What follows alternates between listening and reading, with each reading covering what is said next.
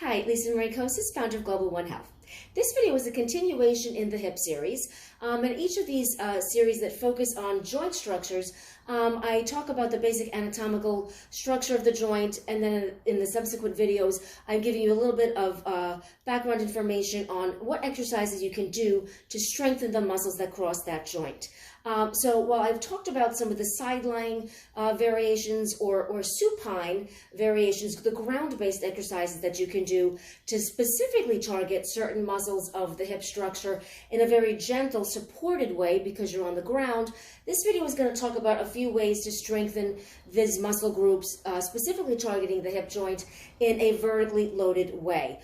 So I want to talk about three basic things in terms of just sagittal plane movement for the anterior and posterior sides of your hip structure. A great way to strengthen the hip flexor muscles, the psoas major and the iliacus, as I referenced in the anatomy video, or just standing marching. Now, what I like about the standing variation versus the supine version of marching, which I've referenced already and have a video on how to do that correctly, is that when you're standing, you have gravity as a resistance against the hip joint. So that is one of the primary differences between doing it on the ground versus standing. While gravity is still a component of that, it is more directly a factor in the vertical position.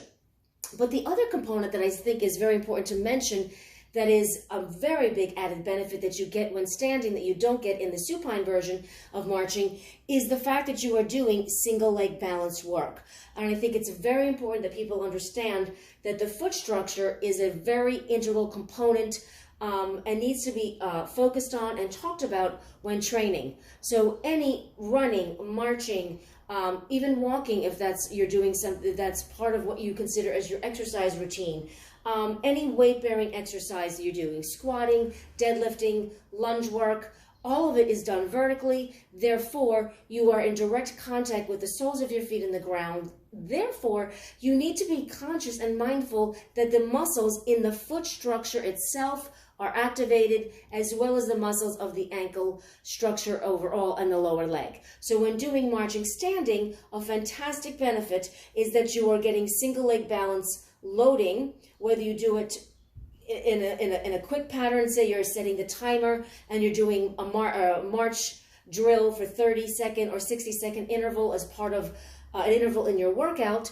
so you're just moving in and out of that single leg balance quickly, or if you're just doing single leg balance to incorporate stability work into your training program, it is something I highly recommend to all of my clients. Make sure you are doing single leg balance work in your training regimen.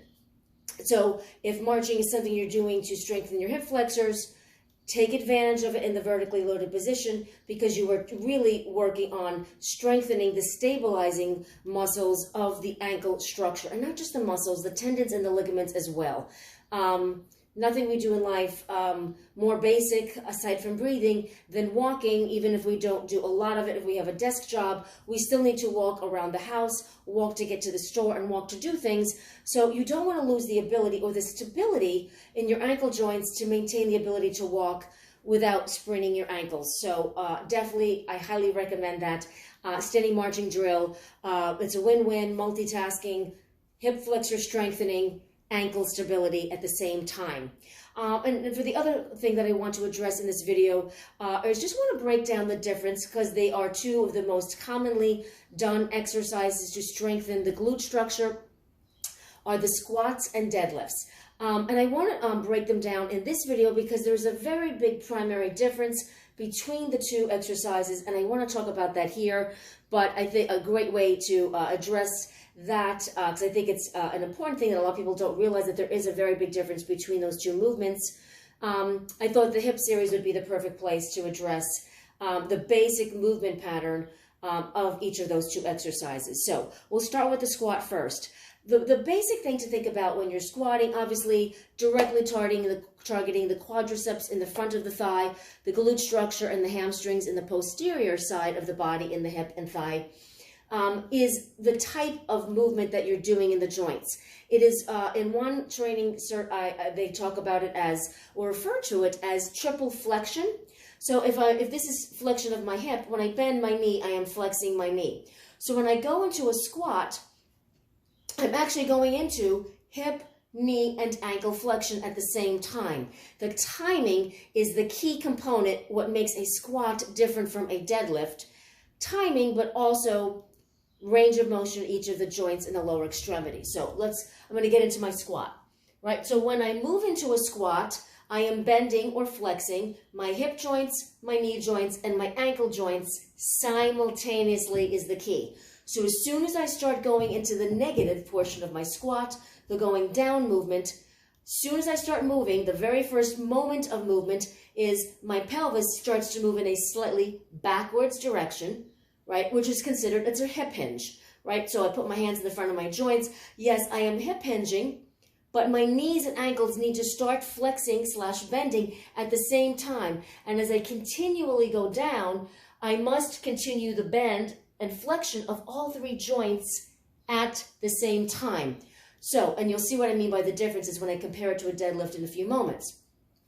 Now, the other thing I want to keep in mind is the angle of my body in relationship to my legs. So this is not going to be a good squat, right? It's more of a deadlift. So when I'm squatting, if I'm going to bend my hips, knees, and ankles, I start moving them at the very onset of the negative movement, portion of the movement.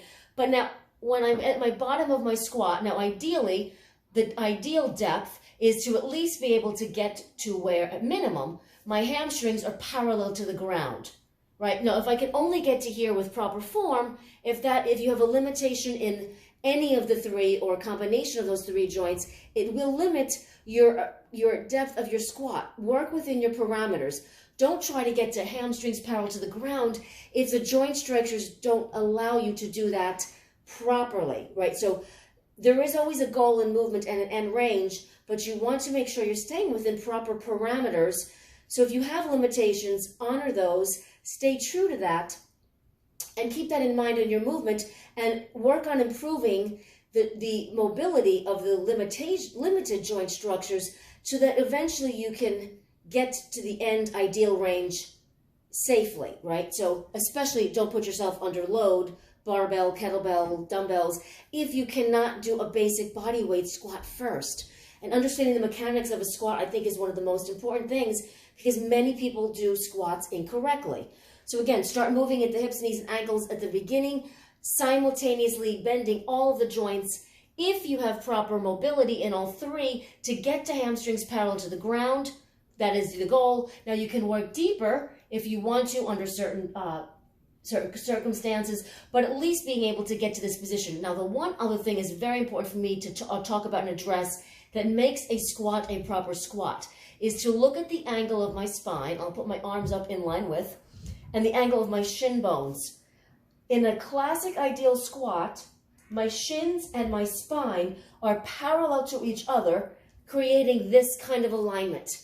Right? That's what I'm looking for. Are the front of my shins in the same plane of alignment as my spine?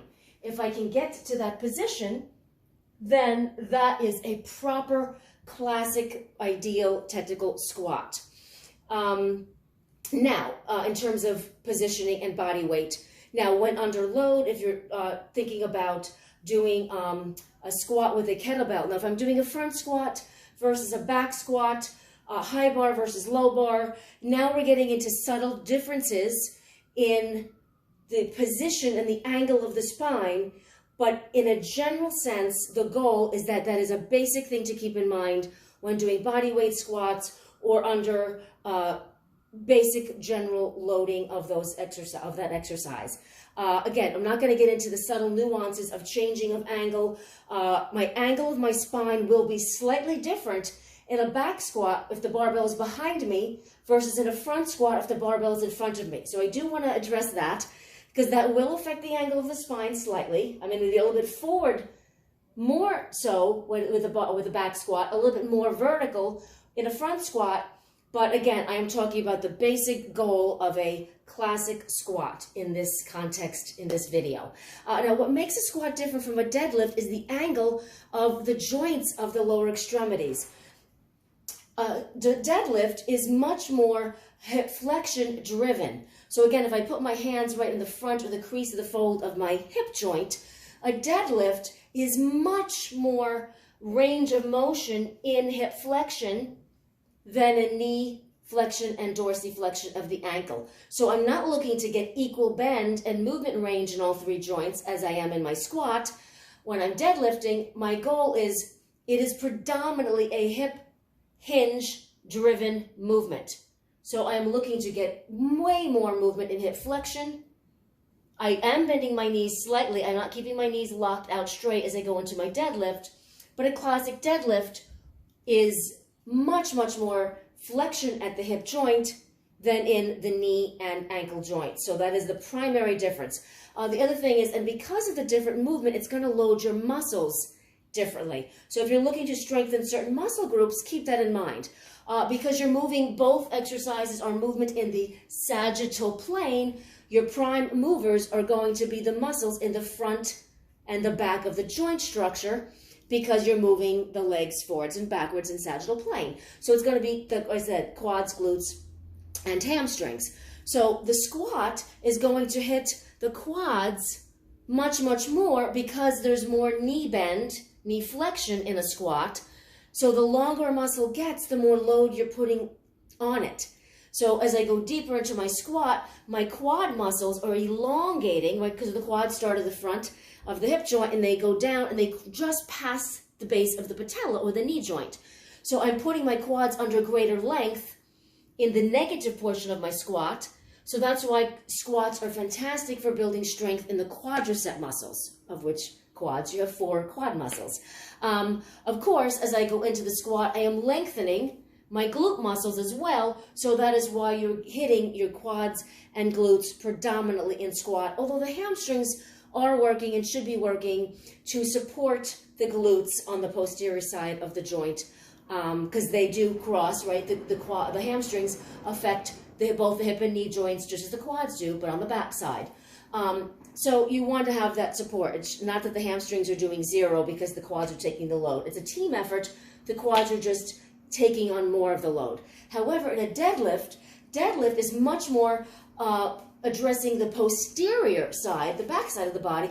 So as I go into this hip hinge, yes, I'm elongating my glute fibers, but I'm also going to put my hamstrings, because I don't have as much knee bend in a deadlift, I'm putting much more load on my hamstrings. So the job of my hamstrings and glutes is to pull me back up to vertical. So again, the quads are isometrically working. I mean, they work, there's, again, a slight knee bend, but not a tremendous amount. But the hamstrings take the primary focus in terms of thigh musculature in a deadlift.